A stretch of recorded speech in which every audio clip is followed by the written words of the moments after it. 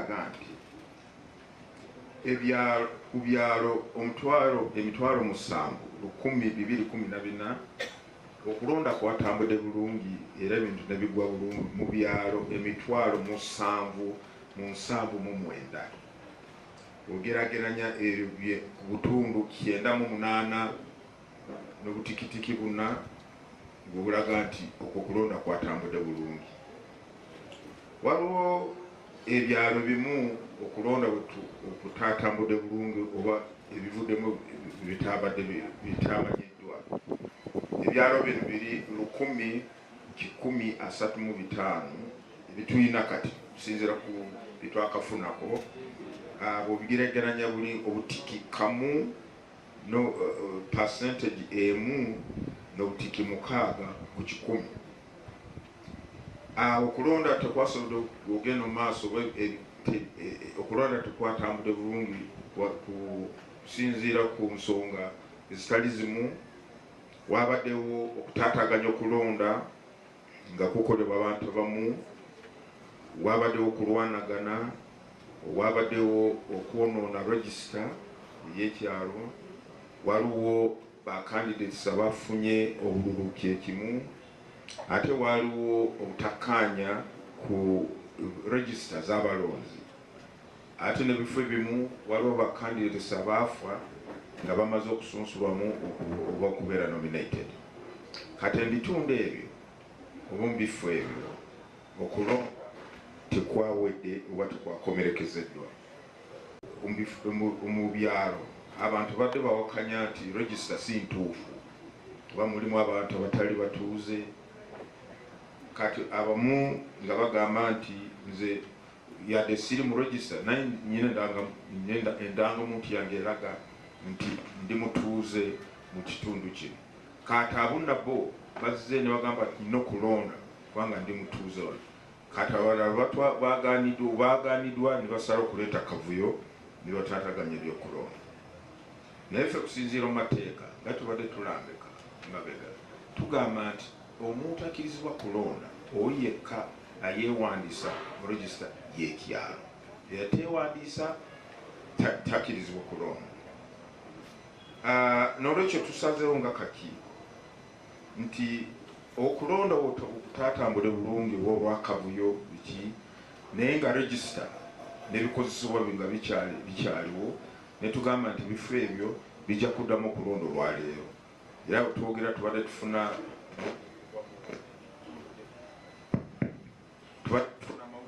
mu bulungi era abantu ne balonda. Naye waliwo abakiwakanya agamba ffe tetujja kukkiriza kuddamu kulonda, twalowooza olunaku lwajjo. Kati bwe twogera kati waliwo kwemulugunya okuwerako twakafuna bitundu ebitali mu by'eggwanga. Ensonga bweti oba tetwalonze wakino nakiri oba abantu bataataganyiza okulonda olieretalo. Waliwo bagamba nti presiding officer walimu abadduse kuva ku polling station nga tebanalangira ebidomo. Ebyo byonna bwaffe nga kakiiko obilondoola ate n'okutegeeza abantu mu bitundu ebikwatibwako kige kigenda kuddirira. Kakati nga kusinziira ku reports twakafuna okuva mu ggwanga, wabaddewo okutaataaganyizibwa okulonda kwa 3,000,000. Register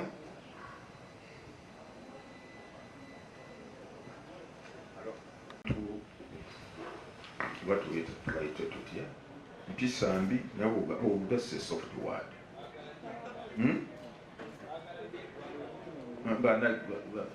tubayite banampembe tubayite gwe kati n'ogenda mu kifo omanyi nti abazze kulonda batuuze b'ekyalo kyalo kiwona, naye n'okwata register n'ogiyuliza n'okwata register n'odduka nayo. Waliwo ekitundu ekyo batulaze oli yaze n'akwata register n'adduka nayo. Ate rekodi enkulu nnyo ku ekikozesebwa nnyo okulonda kuno okw'ebyalo, register y'abatuuze. Kakati twasazeewo nti ebitundu ebyo byonna oba ebyalo ebyo byonna register bwe bagiyuliza oba ne bagibba abantu banakuddamu okwewandiisa nga kutandika olunaku lw'enkya ennaku 3 ate register tulina okugyandu okubanga tetulina budde kwewandiisa kujja kubeera ku lunaku lumu ate tugenda okuyanjula oba no okugitimba otudisplay nga 31 olwokutaano. Tusuubira nti byonna binaaba biwedde bulungi okulonda mu bifo ebyo register zibabba oba zibayuza kugenda kubeerawo lumu omwezi ogw'omunaana. Ate waliwo ebifo bimu okulonda tekwasobola okugenda mu maaso olw'akavuyo okulwanagana n'okulemesa embeera tusazeewo abaana natuyamba tusazeewo nti okulonda nakwo kujja kudibwamu nga lumu, that is 1st August omwezi gw'omunaana omwaka guno. Register bwebanga weziri tebaziyuliza neokuba abantu bakubaganye ne batasobola okubala obululu oba biki ebivudde mu kulonda okunako okulonda kujja kudibwamu nga lumu. Then ensonga yokusatu nti waliwo abacandidates abaafa bambi ng'okulonda tekunabeerawo, n'olwekyo amateeka akatugamba nti candidate bwafa nga okulonda tekunabeerawo, Electoral Commission erina okuteekawo enteekateeka y'okunominatinga okusunsula candidate oba abacandidates, naye abo bonna beewandiisa nga bakyali balamu tikyetaagabo okuddamu kwewandiisa oba basunsulamu.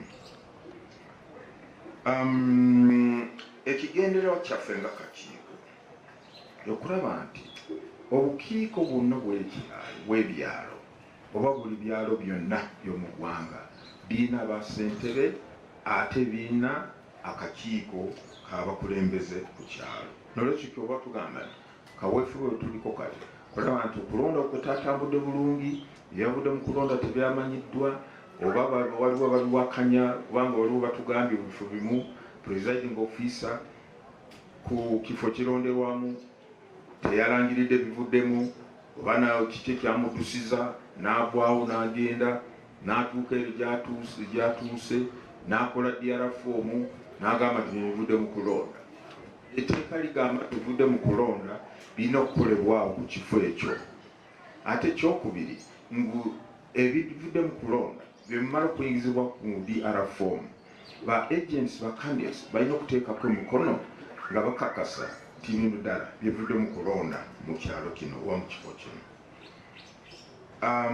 Twagala okukubiriza, njagala okwebaza ab'ebitongole by'okwerinda naddala Uganda Police Force bakoze omulimu omunene n'ebitongole ebyo by'okwerinda nga magye genda kulonda mu byalo by'ewaabwe oba mu bitundu by'ewaabwe.